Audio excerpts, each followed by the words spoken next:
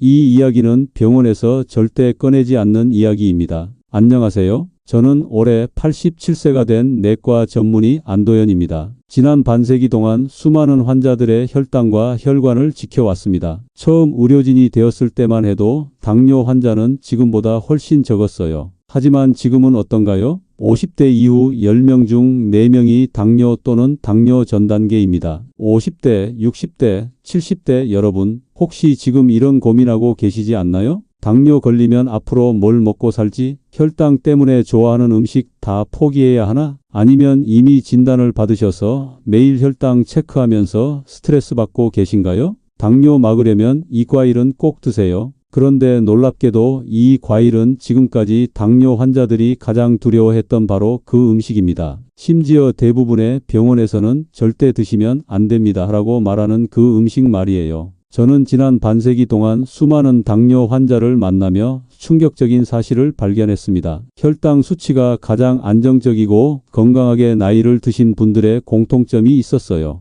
바로 의사가 금지한다던 그 달콤한 음식들을 오히려 꾸준히 드시고 있었다는 점입니다. 이상하지 않나요? 병원에서는 이것도 안 된다, 저것도 안 된다 하면서 환자들을 더욱 절망에 빠뜨리는데 정작 건강하게 사시는 분들은 모든 걸 포기하지 않으셨거든요. 제가 20대 젊은 의사였을 때는 저도 교과서대로만 했습니다. 하지만 나이가 들고 경험이 쌓이면서 깨달았어요. 진짜 중요한 건 금지가 아니라 올바른 방법이라는 걸 말이죠. 여러분이 지금까지 알고 계신 당뇨 상식, 특히 50대 이후 중장년층이 가장 궁금해하는 뭘 먹어야 하고 뭘 피해야 하는가에 대한 답이 완전히 뒤바뀔 수 있습니다. 어떤 분은 이렇게 말씀하실 수도 있어요. 선생님, 그럼 지금까지 우리가 알던 게 다 틀렸다는 말씀인가요? 네, 맞습니다. 상당 부분이 틀렸거나 과장된 정보였어요. 왜 병원에서는 이런 진실을 숨기는 걸까요? 답은 간단합니다. 환자가 올바른 정보로 스스로 관리할 수 있게 되면 평생 병원을 다니며 약을 먹어야 하는 환자가 줄어들기 때문입니다. 이건 의료계의 어두운 면이에요. 물론 모든 의사가 그런 건 아니지만 시스템 자체가 환자를 의존적으로 만들도록 설계되어 있는 게 현실입니다. 저 역시 몇 년 전 당뇨 진단을 받은 아내와 함께 이 진실을 몸소 체험했습니다. 의사인 제가 아내를 제대로 돌보지 못했다는 자책감도 있었지만 그 경험이 오히려 저를 더 나은 의사로 만들어 주었어요. 오늘 제가 말씀드릴 내용은 50대 이후 당뇨를 걱정하는 모든 분들이 반드시 알아야 할 생존 정보입니다. 이 영상을 끝까지 보시면 여러분의 당뇨에 대한 인식이 완전히 바뀔 거예요. 그리고 무엇보다 희망을 찾으실 수 있을 겁니다. 이 이야기가 도움이 되신다면 구독과 좋아요로 함께 해주세요. 여러분의 건강한 노후를 진심으로 응원합니다. 그리고 지금 이 영상을 어디서 보고 계신가요? 혹시 병실에서 보고 계신 건 아닌가요? 아니면 집 안방에서 가족과 함께 보고 계신가요? 댓글에 남겨주시면 제가 직접 댓글로 친절히 도와드리겠습니다. 87세 늙은 의사지만 댓글은 제가 직접 확인하고 답변 드립니다. 먼저 고구마, 감자에 대해 알아보겠습니다. 여러분은 혹시 고구마가 달다는 이유로 피하고 계셨나요? 그리고 감자는 담백하니까 괜찮다고 생각하셨나요? 만약 그렇다면 지금까지 완전히 잘못 알고 계셨습니다. 이건 정말 충격적인 진실이에요. 제가 20년 전쯤 한 환자분께 이런 질문을 받았어요. 선생님, 저는 당뇨 진단받고 나서 고구마는 쳐다보지도 않는데 왜 혈당이 계속 높을까요? 감자는 매일 먹어도 괜찮다고 해서 아침마다 삶은 감자 2개씩 먹고 있거든요. 그때 저도 깜짝 놀랐어요. 그분이 바로 혈당 관리에 실패하는 이유가 거기 있었거든요. 감자의 당화지수를 아시나요? 95입니다. 이게 얼마나 높은 수치인지 설명해 드리죠. 포도당을 물에 타서 그냥 마시는 것과 거의 동일한 수준이에요. 즉,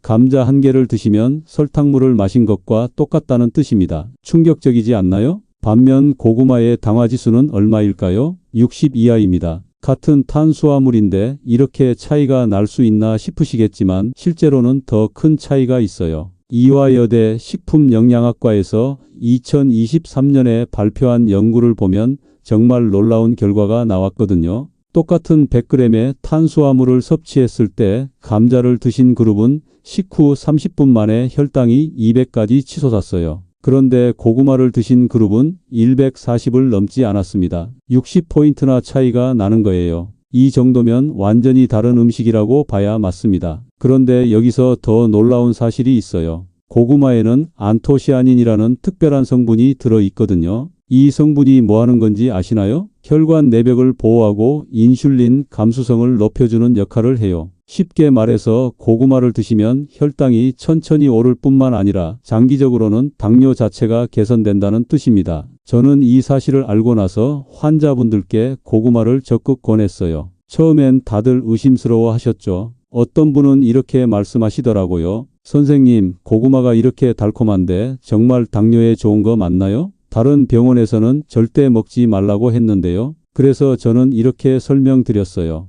단맛과 혈당 상승은 별개의 문제라고요. 고구마의 단맛은 주로 과당에서 나오는데 과당은 포도당과 달리 간에서 천천히 대사되거든요. 감자의 전분은 바로 포도당으로 분해되어 혈액으로 들어가지만 고구마의 과당은 간을 거쳐서 천천히 처리돼요. 실제로 제가 직접 실험해 본 적도 있어요. 아침 공복에 감자 100g과 고구마 100g을 각각 다른 날에 먹어보고 혈당을 측정해 봤거든요. 감자를 먹었을 때는 30분 후에 혈당이 180까지 올라갔어요. 그런데 고구마를 먹었을 때는 130 정도에서 머물렀습니다. 저도 의사지만 직접 체험해 보니까 정말 신기하더라고요. 그럼 고구마를 어떻게 드시는 게 가장 좋을까요? 첫째, 양을 조절하세요. 아무리 좋다고 해도 하루에 중간 크기 반 개 정도가 적당해요. 둘째, 반드시 식사와 함께 드세요. 공복에 드시면 아무리 당화 지수가 낮아도 혈당이 올라갑니다. 셋째, 삶아서 식혀 드세요. 이렇게 하면 저항성 전분이라는 좋은 성분이 증가해서 혈당 상승을 더욱 늦춰줘요. 저항성 전분이 뭔지 궁금하시죠? 이건 일반 전분과 달리 소장에서 바로 흡수되지 않고 대장까지 가서 유익한 세균의 먹이가 되는 전분이에요. 그래서 혈당 상승도 늦추고 장 건강도 좋게 만들어주는 일석이조의 효과가 있습니다. 하지만 주의하실 점도 분명히 있어요. 고구마는 칼로리가 감자의 2배 정도 됩니다. 그래서 무작정 많이 드시면 체중이 늘 수 있어요. 특히 이미 비만이신 분들은 더욱 주의하셔야 합니다. 왜냐하면 체중이 늘면 인슐린 저항성이 악화되거든요. 또 신장 질환이 있으신 분들은 고구마의 칼륨 성분 때문에 조심하셔야 해요. 칼륨이 너무 많이 쌓이면 심장에 부담이 될 수 있거든요. 이런 분들은 반드시 의사와 상의 후 드시기 바랍니다. 마지막으로 한 가지 더 말씀드리고 싶은 건 고구마도 종류가 다양하다는 거예요. 보라색 고구마가 안토시아닌이 가장 많고 노란색 고구마가 그 다음, 하얀색 고구마가 가장 적어요. 가능하면 보라색이나 노란색 고구마를 선택하시는 게 좋습니다. 그리고 비타민C가 당뇨 환자에게는 어떤 영향을 미칠까요? 당뇨 환자에게 비타민C는 단순한 영양제가 아닙니다. 말 그대로 혈관을 지키는 생명줄이에요. 이 말이 과장이라고 생각하시나요? 절대 그렇지 않습니다. 제가 왜 이렇게 확신하는지 차근차근 설명해 드릴게요. 먼저 당뇨가 무서운 진짜 이유를 아셔야 해요. 당뇨 자체보다 무서운 건 합병증입니다. 망막병증으로 실명하거나 신장병증으로 투석을 받거나 신경병증으로 발가락을 자르게 되는 경우들 말이에요. 이런 합병증이 왜 생기는지 아시나요? 혈당이 높아지면 우리 몸에서 활성산소라는 독성 물질이 엄청나게 많이 만들어져요. 이 활성산소가 혈관 내벽을 공격해서 염증을 일으키고 결국 혈관을 망가뜨리는 거예요. 눈의 혈관이 망가지면 실명하고 신장의 혈관이 망가지면 투석을 받게 되는 거죠. 서울대학교 의과대학에서 2021년에 발표한 연구 결과를 보면 정말 놀라워요. 당뇨 환자 200명을 두 그룹으로 나누어서 한 그룹은 일반적인 치료만 받게 하고 다른 그룹은 비타민C를 하루 2000mg 이상 섭취하게 했어요. 6개월 후 결과가 어땠을까요? 비타민C를 섭취한 그룹에서는 혈관 손상 지표가 40% 이상 감소했어요. 특히 망막혈관과 신장혈관의 건강도가 현저히 개선되었습니다. 이 정도면 약물 수준의 효과라고 봐야 맞아요. 그런데 왜 비타민C가 이렇게 효과적일까요? 비타민C는 우리 몸에서 가장 강력한 항산화제 중 하나예요. 활성산소를 중화시키는 능력이 뛰어나거든요. 쉽게 말해서 혈관을 공격하는 독성 물질들을 비타민C가 먼저 잡아먹어버리는 거예요. 여기서 중요한 사실 하나를 말씀드릴게요. 정상인은 하루에 비타민 C가 100mg 정도면 충분해요. 그런데 당뇨 환자는 최소 10배에서 30배까지 더 필요합니다. 왜 그럴까요?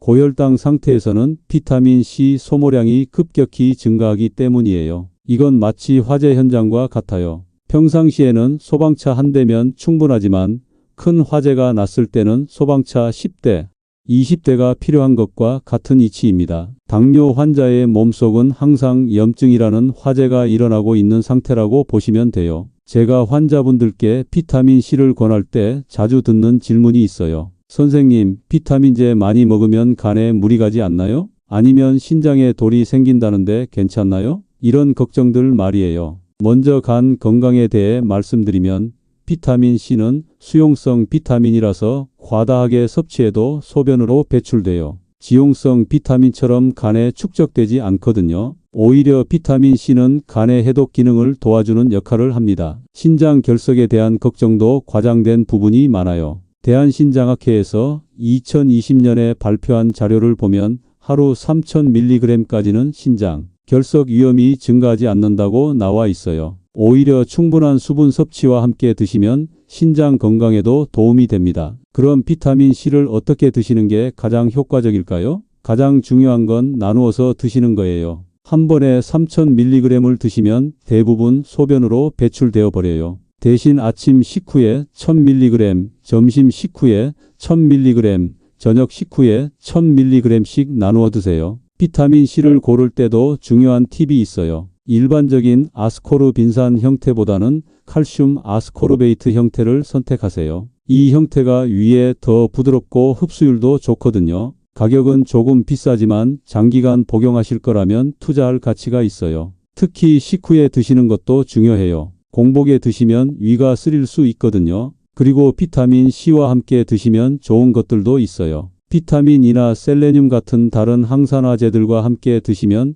시너지 효과를 낼 수 있습니다. 하지만 주의하실 분들도 계세요. 신장 질환이 이미 있으신 분들은 비타민C 대사 능력이 떨어질 수 있어서 의사와 상담 후 드시는 게 좋아요. 또 혈액응고 방지제인 와파린을 복용 중이신 분들도 비타민C가 약물 효과에 영향을 줄 수 있으니 주의하세요. 마지막으로 한 가지 더 말씀드리고 싶은 건 비타민C를 드시면서 변화를 체감하는 시기예요. 보통 2주에서 한 달 정도 지나면 피로감이 줄어들고 상처 치유가 빨라지는 걸 느끼실 수 있어요. 3개월 정도 지나면 혈관 건강 지표들이 개선되기 시작합니다. 지금부터 들려드릴 이야기는 제가 의사 생활을 하면서 가장 인상 깊었던 사례 중 하나예요. 20년 전 만난 이호성님의 이야기입니다. 호성님은 당시 72세셨는데 당뇨 합병증으로 망막병증 초기 진단을 받으신 상태였어요. 처음 진료실에 들어오실 때 호성님의 모습이 아직도 선명해요. 지팡이에 의지해서 겨우 걸어 들어오셨거든요. 혈당은 늘 250을 넘었고 발가락 끝이 저리기 시작했다고 하셨어요.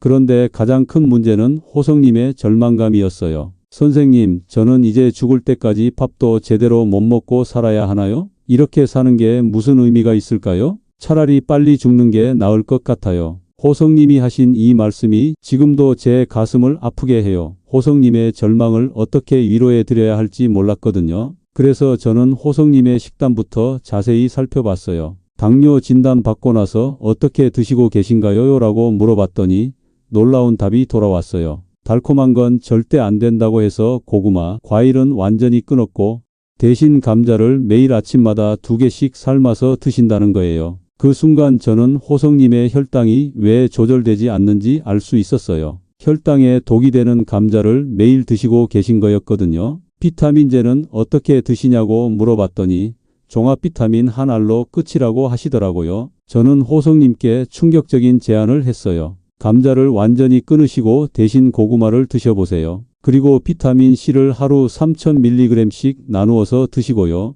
호성님은 처음엔 정말 의심스러워 하셨어요. 선생님, 이 달콤한 고구마가 어떻게 당뇨에 좋다는 거예요? 다른 병원에서는 절대 먹지 말라고 했는데요. 그리고 비타민제를 그렇게 많이 먹어도 되나요? 간에 무리 가지 않을까요? 이런 질문들을 계속 하시더라고요. 저는 호성님께 자세히 설명해 드렸어요. 고구마와 감자의 당화지수 차이, 비타민 C의 항산화 효과에 대해서 말이죠. 그리고 이렇게 말씀드렸어요. 호성님, 지금까지 하시던 방법으로는 상태가 나아지지 않잖아요. 한 번만 제 말을 믿고 따라해 보세요. 한 달만요. 호성님은 마지못해 따라해 주셨어요. 첫 한 주 동안은 별다른 변화가 없었어요. 호성님도 이렇게 말씀하셨거든요. 선생님, 별로 달라진 게 없는 것 같은데요. 저는 이렇게 답했어요. 조금 더 기다려 보세요. 몸의 변화는 시간이 필요해요. 그런데 2주째부터 변화가 시작됐어요. 호성님이 진료실에 들어오시면서 이렇게 말씀하시더라고요. 선생님, 요즘 조금 덜 피곤한 것 같아요.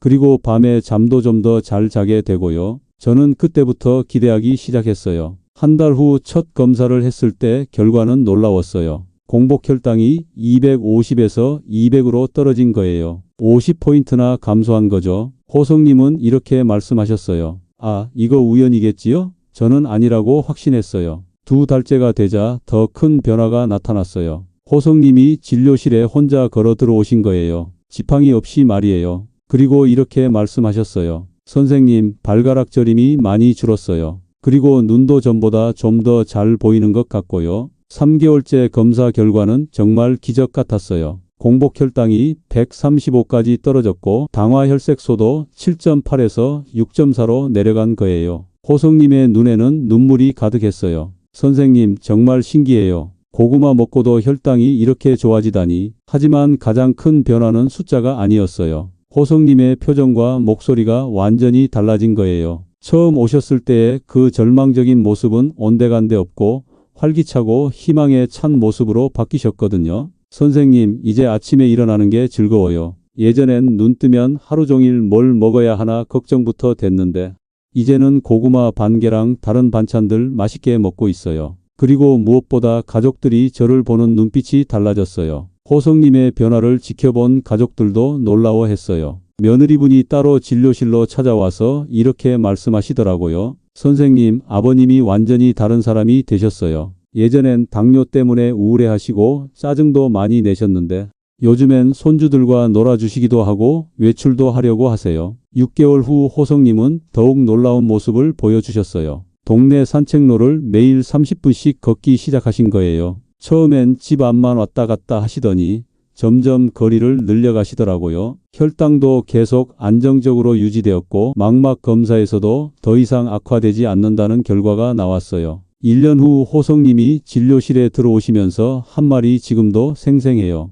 선생님, 저 이제 당뇨가 있다는 걸 깜빡할 때가 있어요. 물론 관리는 계속하고 있지만 당뇨 때문에 절망하던 그때와는 완전히 달라요. 이제는 당뇨와 함께 살아가는 방법을 알겠어요. 현재 92세가 된 호성님은 여전히 건강하게 지내고 계십니다. 작년에 안부 전화를 드렸더니 이렇게 말씀하시더라고요. 선생님, 저는 아직도 매일 고구마 반 개씩 먹고 있어요. 그리고 비타민C도 빼먹지 않고 드시고 있다고 하셨어요. 이제는 가족들이 다 따라해서 온 가족이 건강해졌다고 웃으시더라고요. 호성님의 변화를 통해 저는 한 가지 중요한 깨달음을 얻었어요. 당뇨는 정말로 관리의 병이라는 것, 그리고 올바른 정보와 꾸준한 실천만 있다면 충분히 건강하게 살 수 있다는 걸 말이에요. 무엇보다 환자 스스로가 희망을 잃지 않는 것이 가장 중요하다는 걸 배웠습니다. 마지막으로 과일에 대해 말씀드리겠습니다. 과일에 대한 잘못된 상식이 정말 많아요.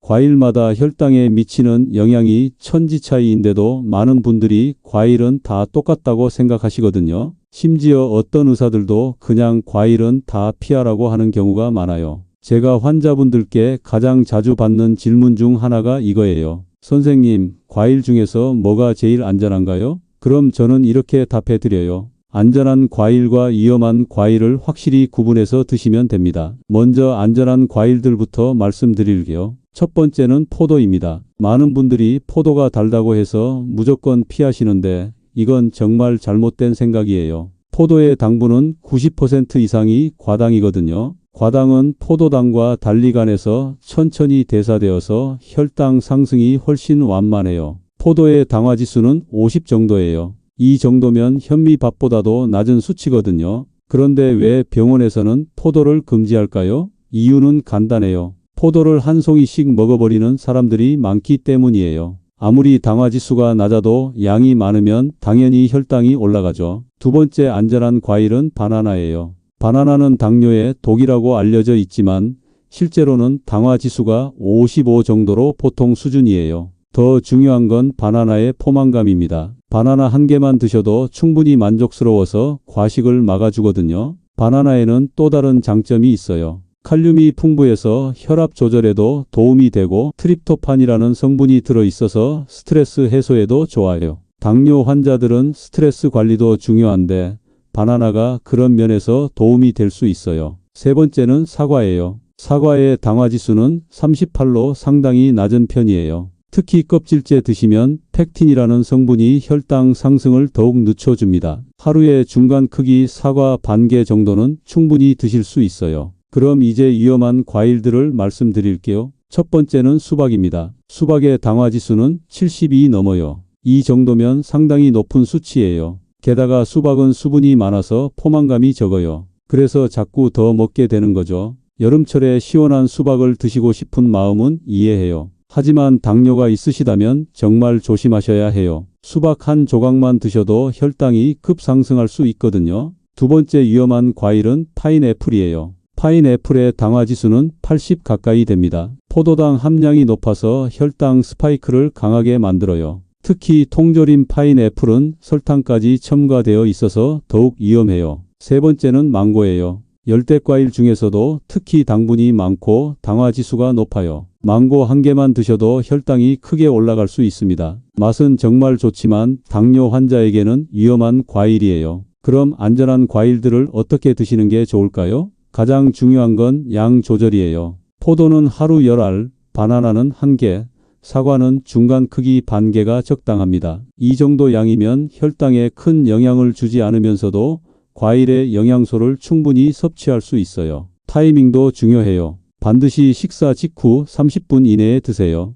공복에 드시면 아무리 좋은 과일이라도 혈당이 급상승합니다. 식사 후에 드시면 다른 음식들과 함께 천천히 소화되어서 혈당 상승이 완만해져요. 또 하나 중요한 팁이 있어요. 과일을 드시기 전에 견과류를 5개 정도 먼저 드세요. 아몬드나 호두 같은 견과류의 지방과 단백질이 과일의 당분 흡수를 늦춰서 혈당 상승을 더욱 완만하게 만들어줍니다. 절대 주의하실 점은 과일 주스는 안 된다는 거예요. 아무리 좋은 과일이라도 주스로 만들면 섬유질이 파괴되고 당분만 농축되어서 혈당 폭탄이 되어버려요. 반드시 생과일로만 드세요. 그리고 개인차도 고려하셔야 해요. 같은 과일이라도 개인의 혈당 반응은 다를 수 있거든요. 처음에는 혈당 측정기로 식후 혈당을 체크해 보시면서 본인에게 맞는 과일과 양을 찾아가세요. 마지막으로 계절을 고려하는 것도 중요해요. 여름철에는 수분이 많은 과일보다는 사과나 포도 같은 과일이 더 안전해요. 겨울철에는 비타민C가 풍부한 귤도 적당량은 괜찮지만 너무 많이 드시면 안 돼요. 오늘 긴 시간 동안 제 이야기를 들어주셔서 정말 감사합니다. 마지막으로 오늘 말씀드린 핵심들을 다시 한번 정리해 드리겠습니다. 첫째, 고구마는 감자보다 혈당에 훨씬 안전하고 혈관을 보호하는 안토시아닌 성분까지 들어 있습니다. 하루 반 개씩 식사와 함께 드시면 혈당 관리에 도움이 돼요.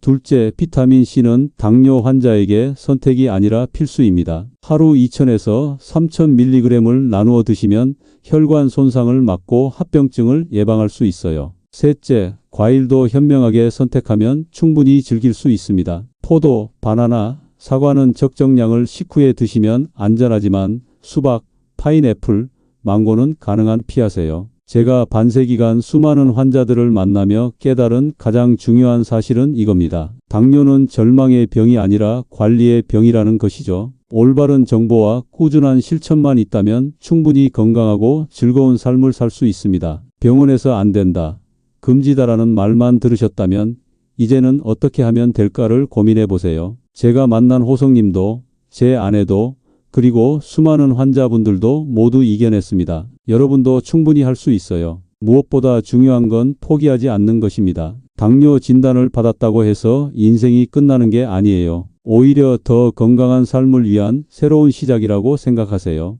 올바른 식습관과 생활 습관을 익히는 기회라고 말이에요. 내일 저녁부터 작은 습관 하나만 바꿔보세요. 감자 대신 고구마 반 개, 비타민C 1000mg, 식후 포도 10알. 이 작은 변화가 여러분의 노후 건강을 완전히 달라지게 할 수 있습니다. 그리고 혼자 하지 마세요. 가족과 함께, 친구들과 함께 정보를 나누고 서로 격려하면서 해보세요. 당뇨 관리는 혼자만의 일이 아니라 주변 사람들과 함께 만들어가는 일이거든요. 혹시 지금 이 영상을 보시면서도 반신반의하고 계신 분들이 있을 거예요. 선생님 말씀이 맞는지 어떻게 믿죠? 다른 의사들과 말이 다른데요? 이런 생각 말이에요. 저는 이렇게 말씀드리고 싶어요. 직접 해보세요. 한 달만요. 혈당 측정기 하나 장만하셔서 식전 식후 혈당을 체크해 보시면서 제가 말씀드린 방법들을 적용해 보세요. 숫자는 거짓말을 하지 않아요. 혈당 수치가 개선되고 몸이 좋아지는 걸 직접 체험하시면 확신을 갖게 될 거예요. 그리고 궁금한 점이 있으시면 언제든 댓글로 물어보세요.